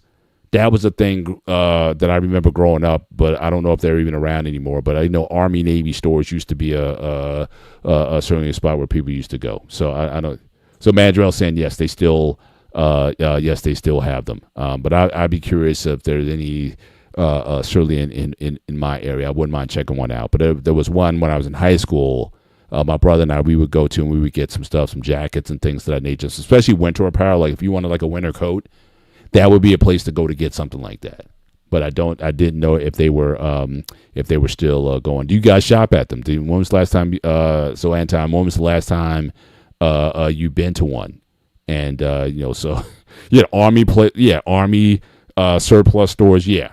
So again, you would get, especially like I said, if you want a winter jacket, that was the place to go if you wanted something that was warm and whatnot. That was a good place to pick up good stuff, especially around September back to school. So obviously, if you knew you were going to need like winter items and whatnot, yeah, you would go there around August, September for the school year, and you would have those. You would certainly have those things going forward. So, but yeah, I mean, we're certainly I think we're starting to put the wings down and start to land this plane for this show. But again, like I said, the purpose, again, for those who joined us late, I mean, the purpose here was to at least entertain the conversation. Like, what if you had to either, if not live a life without money, which again, in the current society seems, unworkable, just given, again, certainly if you live in the United States, but you do have pockets of people who learn to live without, like I said, the Amish, the certain people who live, in mountains and just different places. People kind of live off the grid. People do choose that kind of lifestyle to alleviate themselves with the stresses and concerns of the world. And the only thing that they dedicate themselves is the work of providing their own food. So Mandrill, as I said earlier, I mean, people who really get up every day, they have a task, they have to go out and milk the cows or, get the eggs from the chickens or plow the fields or whatever. But again, they're doing things on their terms. Is that a better life than, for example, having to report, for example, to a boss and dealing with that whole, that whole situation? Or if you're a business owner and trying to anticipate how markets are going to be or whatever. It's like, no, I'm just going to live my life every day. Could that be an attractive option again for some people? And it may not be, like I said, for everybody at the same time. It could be, again, later in life, your kids are basically out the house. You really, and you think that, I don't have the only person that I really need to take care of is myself and maybe my wife. And you guys just decide that, what, we just want to just unencumber ourselves. Could you do it? Would you do it? Or at least try it? Would you consider getting an RV and just trying for a year? And just see the country, and just live that lifestyle for you? Could you do that long term? I would be very interested. In fact, certainly one of the things I would love to be able to, I know you have content creators that live these kind of RV or van type of lifestyles or whatnot, but I wouldn't mind actually talking to somebody who came from, maybe had like a very busy, maybe you might have been a Wall Street person or something, or an IT person, someone had a very productive lifestyle, life and lifestyle that way, and decided, what, I'm bowing out and I want to do something else with my life. I want to be able to see the grass grow, or I want to see the sunrise and sunset, rather than worried about reports and deadlines and things of that nature. Just, again, an unencumbered, simplistic lifestyle. That is, kind of what the conversation was about. But again, if we had to go to something where it was going to be more catastrophic, what if there was a natural disaster or something that took out power? Could you live? Could you be productive in that kind of situation if you had to? So these are just, kind of what we wanted to chop up tonight. But, certainly we can start to land the plane here. Just a few more comments in the in the chat. So Mandrell said, yeah, he was definitely at an Army surplus store a few months ago. Most of them are outside of the bases. Yeah, and Army surplus at the US 1 flea market. I don't remember it there. I know there was a separate one up in Edison near the sub place up in Edison. I remember, but I don't remember the one at the flea market. You can get winter gear at on clearance right now. Yeah, I am unashamed about buying clearance items. I'll buy my winter stuff now, and I'll buy my summer stuff at the end of the season. So I have no issues with shopping that way, because I just think that, again, my money is certainly much better spent elsewhere than just trying to keep up with the Joneses and try to spend on that kind of that kind of lifestyle. And yeah, the Mennonites the Mennonites are kind of like, yeah, they're similar. I think they all kind of come from the same family. They may have some different beliefs here or there, whatever, but I think they're kind of all within the even Anabaptists. So Anabaptists, Mennonites, and Amish, I think they're all kind of swimming the same lanes. I think certainly the Anabaptists and the Mennonites, they may be a little bit more technically accepting of certain things, but there are certain things they still don't believe in. They don't believe in having jury. For example, some do TV, because I've seen some Mennonite and Anabaptist channels on YouTube. So obviously they're using technology to certainly talk about their church or talk about their beliefs and talk about their lifestyle. So obviously they're using it, but I haven't seen too many Amish YouTube channels, but I could be wrong. Ammonites, from my understanding, when I met one years ago when I was going to college in down in Westchester, because that's where the area they usually live in. Right. There are a lot of used cars, there are a lot of used cell phones, but that's pretty much it. Maybe a little plumbing, but not like they cannot have a PC like we are right now. They cannot have a TV or anything very high tech. It's very low tech. When they have like their cell phones is a dummy phone, pretty much. Yeah. A flip phone, in other words. Yeah. Car is very basic, old school car. Windows cracking, no power, none of that stuff. Yeah. It's very. And I'm even noticing even in myself, like TV, like I only watch. And I was telling my wife this, I think yesterday. The only TV that I watch is sports. You know what I'm saying? Like if there's a game on, especially like in the NFL season, like I'll watch a game. But I can't remember the last TV series that I watched. I think Cobra Kai season 3 or 4. I think I didn't finish the whole run. I think I binge watched the first 3 seasons. Maybe got into the 4th season, but that's it. And before that, it was Game of Thrones. It was like the only in terms of like weekly series that I would actually anticipate coming on. But I don't watch a lot of TV. Yeah, the last series I watched was The Last of Us. And it was recently, so I still watch series here and there. I just don't have time, to be honest with you. So, and so many series I want to catch up on. A lot of Star Wars stuff, a lot of Marvel stuff. Yeah, that's the thing. I don't like. I know there's stuff on the list that's on the watch list. I got to go back and watch it. I just watched the Hulk Hogan Netflix thing, so I wanted to watch that because we said we were going to have a show on your Hangout. That's on Saturdays at 9:30 Eastern Standard Time on the Smart HQ Network. That we were going to talk about that the series, but that's it. Like as an assignment, like I had to go back and watch because you did a show on John Wick. I had to binge watch the 3 John Wick movies because I didn't see them, and I had to go back. But again, in terms of just regular like TV, it's almost like I'm paying for. I got Netflix. My daughter's got Disney Plus.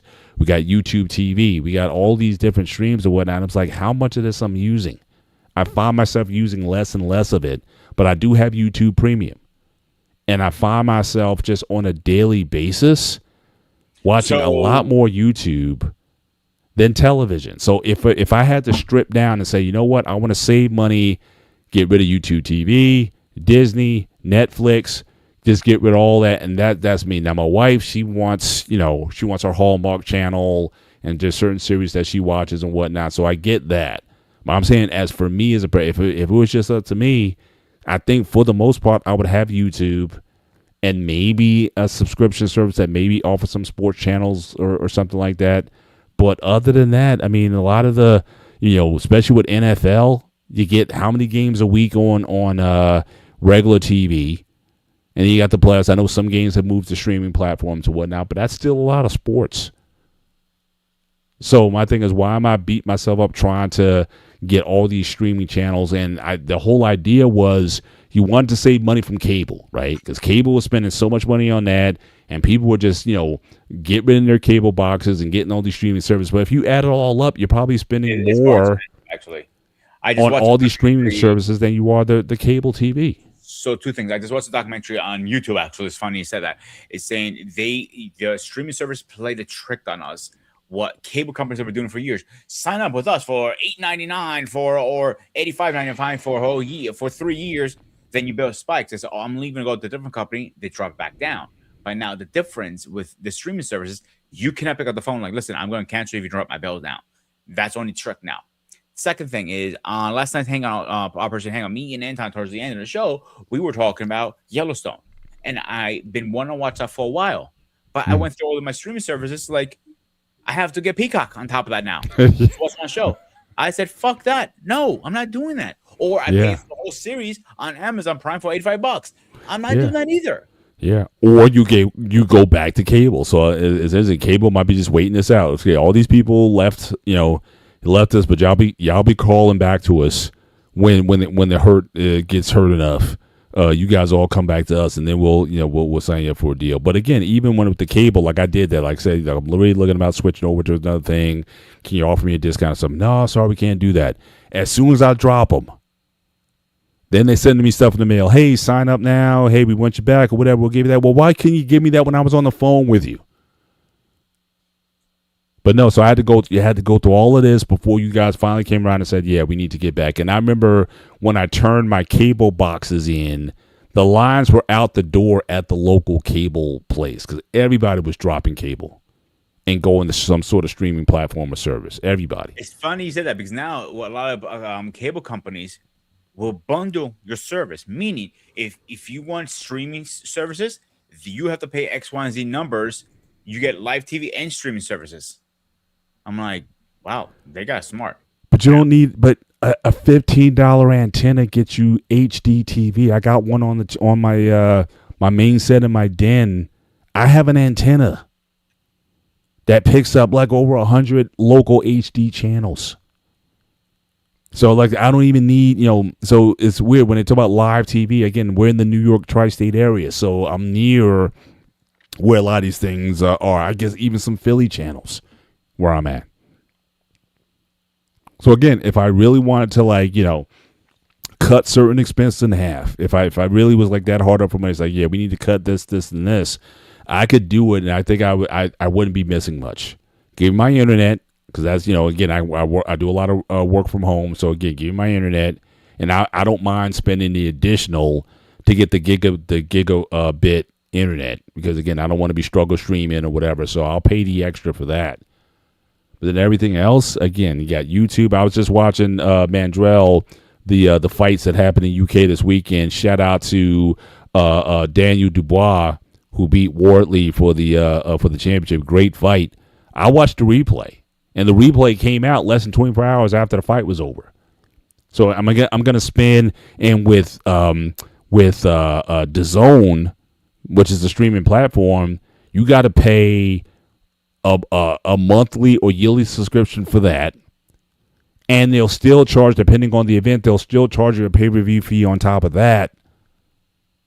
And what's also starting to happen with a lot of these streaming platforms, they're playing commercials. Netflix does start that.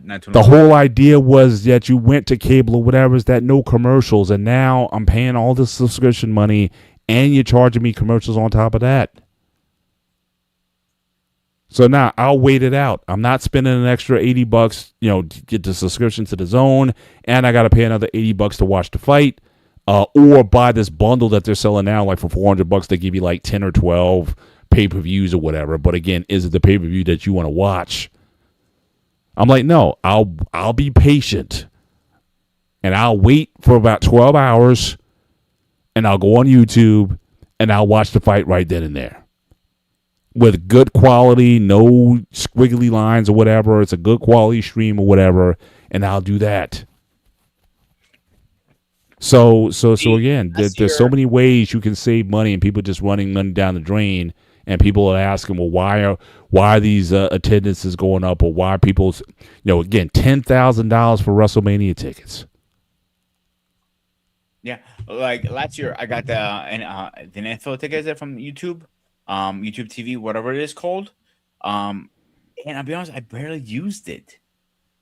I'm just gonna watch the replays or the highlights and just call it a day. Yeah. It's on it. Or sometimes some streaming services have a game. I'll watch that. Yeah. Well, I like what a lot of the NFL and NBA what they're doing now was like they're giving you these sort of game summaries. So like you can go like, like a typical news anchor, you may spend like 30 seconds giving highlights on a game, or ESPN, that's even a better one, like a minute of game highlights. But what they're doing now is they're giving you like 20 minutes, 25 minutes of game highlights. So you're basically getting all the key plays in the game, all the storylines, so you can understand the game in about 20, 25 minutes without spending 2.5 to 3 hours to watch the game. Mm-hmm. I mean, I like that. I mean, it's like, well, why do I gotta, dedicate a whole afternoon to this? I could just watch the highlights and be done with it. Or if I want to watch, like I said, the fight, I watch the whole fight. It's like 49 minutes, the whole thing from start to finish. I saw the whole fight. So again, these are just other things that, again, people need to start examining their choices. Just because you have money doesn't necessarily mean you need to spend it, or there's other places for it. And if you're patient enough that you have to have the latest and greatest, I got to see it live. No, just wait till Sunday morning, and you'll be able to see it. Like movies, I wait till I get them on streaming services. I don't go to theaters anymore. The only exception, now see, that's something that is, I wouldn't call it a weakness, but the only exception I'll make for a movie, especially if it's like a big blockbuster type of movie, like when we went and saw the Michael Jackson story. Again, people in the theater. I love a packed theater. When you went and saw the Avengers movies, especially Endgame, you wanted a packed theater because it's like it gives something, an element to it versus just watching it. Yeah, you can have your 85-inch screen and watch it there. Yes, you can have your surround sound. That's an experience in and of itself. But being in a crowded theater and watching something live like that, it's almost like you're watching like a live show. You hear the laughter of everybody and how the crowd is moved by certain things. So, but my thing is this: if I don't see a movie within the first week, then I don't go at all. The only excuse me, sorry about that. The only movie that I'm planning to go see is He-Man when it comes out because it's very hyped and I'm very excited because the last one obviously was horrible. And it's something different, you know what I'm saying? And then versus anything else has been coming out. Yeah. But everything else I can wait. I can be patient enough because I cut back on my streaming service because I had all of them at one point. I got rid of Peacock. I got rid of Paramount Plus because they were a waste of money. I felt. Yeah. Like I didn't really use those two. Those are the two I don't use. The three I use is Netflix, Hulu, and Disney Plus. And I bundle most of them. And like I didn't get an ESPN because I don't have enough time for sports to say yes. Exactly. Yeah. Yeah. Sometimes it's too much. Like now all the WrestleMania PPLs are on ESPN stream. Yeah. I can't watch the highlights. I'm good. And then worst case, like I would, I'm an old Star Trek head. Like to me, the original series is still the best. Like Kirk, Spock, and McCoy, that's still the best for me. Mm-hmm. Buy the series on DVD. And if you want to watch it anytime, you can do that. I own quite. I think I got about half the series. I got about 30 or 40 episodes. But again, it's not because again the whole idea you want Paramount Plus because you want to watch Star Trek or whatever. But it might be cheaper just to buy the box set or whatever and call it a day. You own it forever. Rose is trying to go to these channels or whatnot. So even now, especially now, you can get a lot of titles on Blu-ray or whatever cheap. $5-6 and go to some bargain bins and find all these DVDs. And I would I just looked it up pretty fast. It depends which version you want to get. If you want the complete series, you can get it between $46 or $142. It depends if you want the big box or not. Yeah, but I'm just saying. But how much are you spending a month for Paramount Plus in order to get like even the Strange New Worlds? I think that's the last, or no, Starfield Academy, which didn't last very long. But if you want to, But if you want a Strange New Worlds, for example, if you want that series, yeah, wait for it to come out on DVD, buy the set, and be done with it. But spending money month after month on these services, like why do that if you don't have to? Exactly. Yeah. So, but yeah, we can definitely start to again, final thoughts. Pete, if you want to start and give yours.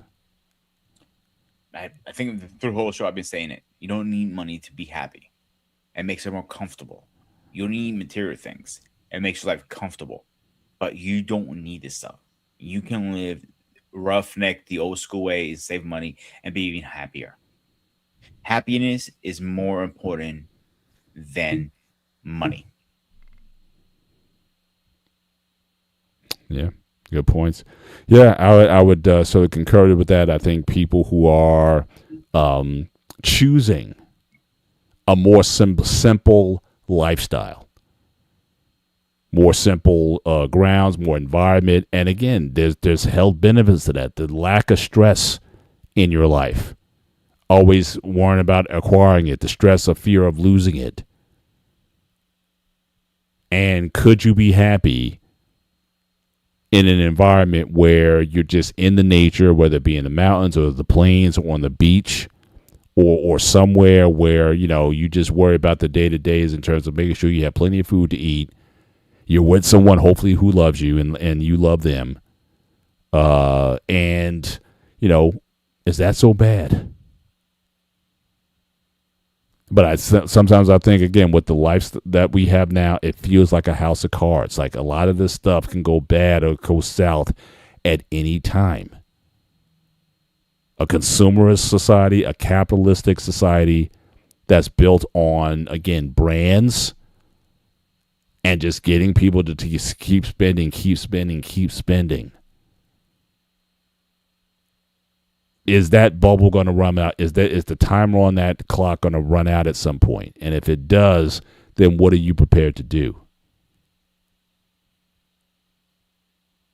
And it's good that you have some skills. Again, learn how to, at minimum, I would say for anyone. Again, I'm talking to myself as well. I think it is good to at least know how to grow your own food or to maintain your own foods. Have your own food supply. If something goes bad, if lines get down. We all saw this with the pandemic where, again, you went to the store and everything was off the shelves. And people were hoarding stuff. They were hoarding tissue paper, and people fighting in the stores over the last roll of tissue paper and stuff like that. But, could you live off stuff? When we had Hurricane Sandy that came through here, people standing in lines, hundreds of people in line to get gas to fill their gas generators or what have you. Could you endure if you were in some sort of crisis type of situation where you had to go back and living, taking more control over your life and not thinking, I'll just go and buy it. And so those are things I think worth thinking about in this conversation. So. And thank you, Mandrell. Finally, so I always get you at some point in time. So just keep watching. I always tend to land the point at some point in time. But again, we appreciate you guys being with us tonight. Good stream tonight. Just watching the flow of traffic. I mean, we hit some pretty high points. So again, we appreciate those who stopped through. Some people who we saw for the first time. And again, we appreciate, it's just Peter and I having a conversation. That's what this show is about. And, but we appreciate you for being part of the conversation, for stirring thoughts. Again, someone told me this a while ago. Small minds talk about people. Average minds talk about events. And high minds talk about ideas. And we're not saying that the ideas that we talk about on the show are, the most well thought out or whatnot. But I would much rather have this conversation with Peter talking about things that are meaningful than whether or not Klay Thompson and Meg Thee Stallion broke up. That's just me. I'm not a gossip guy. I'd rather talk about ideas and concepts and principles and things that, really talk about the human experience versus what someone in Hollywood is doing. And so that's one of the reasons why we have this show. It's one of the reasons why, again, we appreciate you guys being here. You guys could be watching anything else.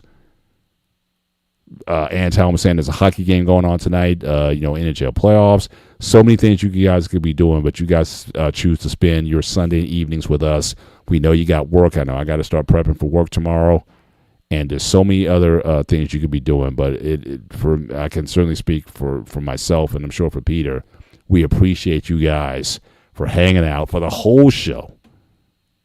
Some of you guys with us on these topics. So just stay tuned.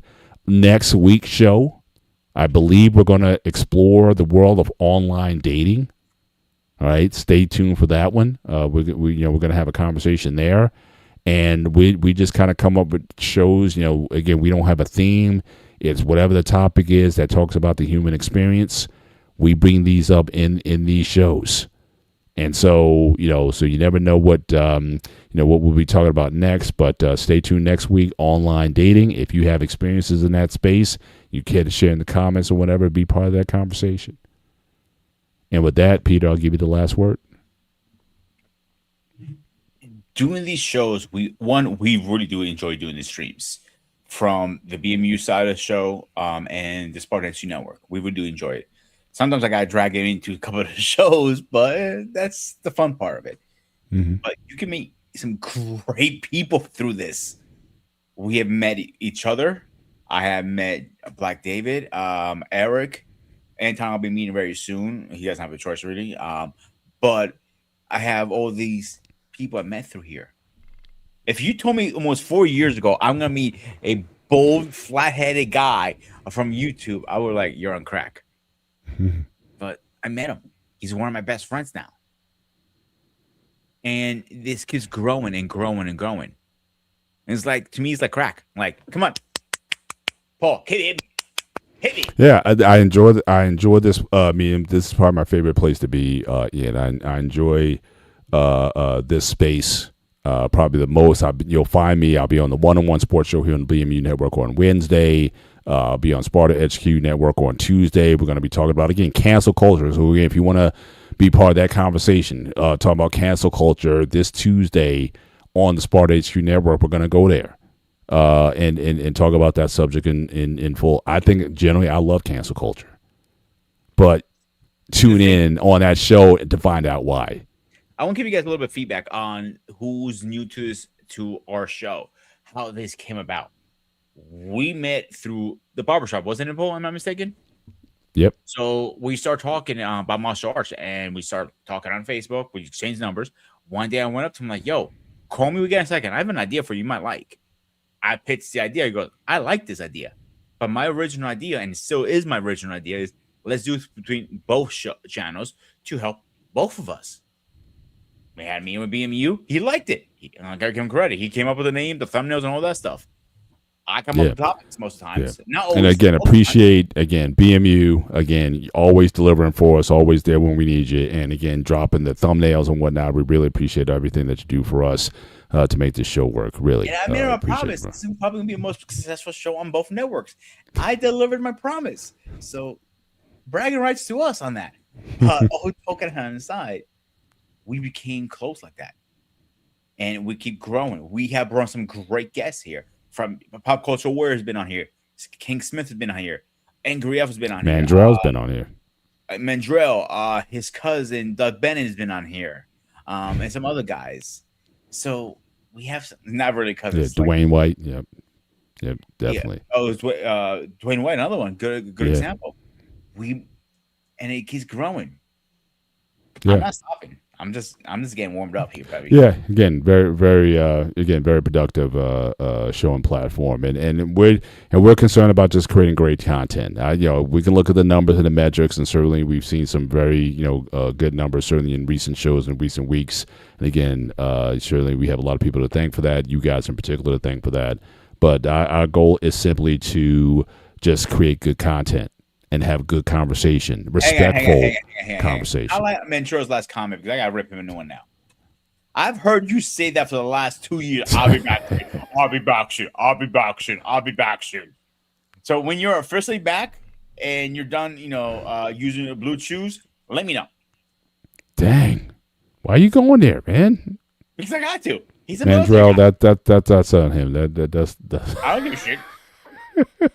Like I tell most people, like, if you're military, I'm roasting your ass, and you can roast me back. I'm cool with that because all my friends are military. You ever see how me and Anton talk after the shows? We fucking go after each other like crazy. I'm not even going there. There. But anyway, But in any event. Yes, sir. All right. So again, thank you guys once again for being with us tonight.